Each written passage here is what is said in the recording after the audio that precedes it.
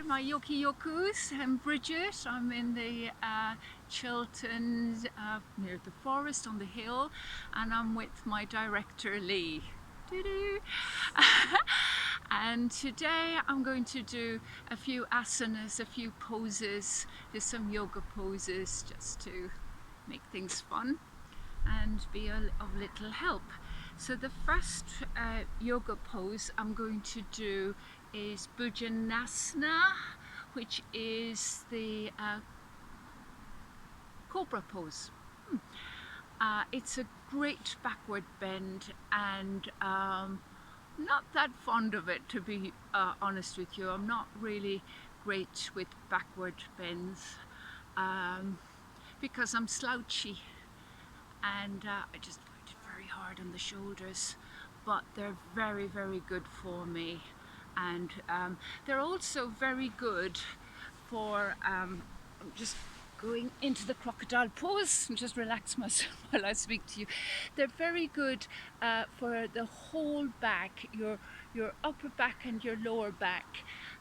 Very good stretch. They also release the prana, and they also it also releases the prana, or the breath, to the lungs, especially the upper respiratory tract, the stomach and the reproductive organs, and it's supposed to kind of open up the kundalini, if you're familiar with that. It's brilliant for the Muladhara chakra, which is the root chakra, which is based at the bottom of the spine, and it is, as the name would suggest, the root of chakra of elimination. So it gets rid of spiritual and emotional toxic waste, as well as fear, which we're all living in now, thanks to Boris, and very good for grounding. So I will start. So get rid of the flies. So my whole body is on the floor, and my hands are just by my breastbone, by my boobs here, and my fingers are just touching, are just near the shoulders. My feet are and legs are close together, but if I have any back trouble, I would have left the legs wide apart. But I'm tucking the legs in. They will probably go because I'm finding it very hard to get my legs together. So I inhale,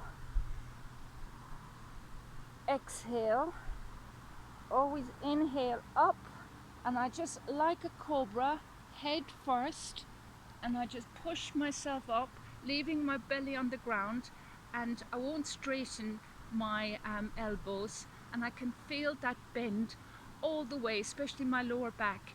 If it gets too much, I just lower down a bit. So I just get into this pose, inhale, strong yogic breath, and exhale a couple of times. I could just look over each shoulder, and that's basically the cobra. And my next pose is one of my favorite poses. Just untuck my toes and just reach out to the downward facing dog. This is a brilliant pose, if you can hear me. It's a brilliant pose for all the back of my body, from my ankles right up to the tips of my toes. My feet stays like this. I could bring them in like that and find it easier, but it's been no good to us. So I'll bring them back as far as I can go, as near as I can go. I can also bend my knees if I find it really hard, and walk the dog. Or I can just up and just bring my feet down to the ground. Also, my hands are spaded out, and my ears are to my triceps. My bottom is high up in the air to have a good inverted V. This is a brilliant pose when you're feeling a bit ugh.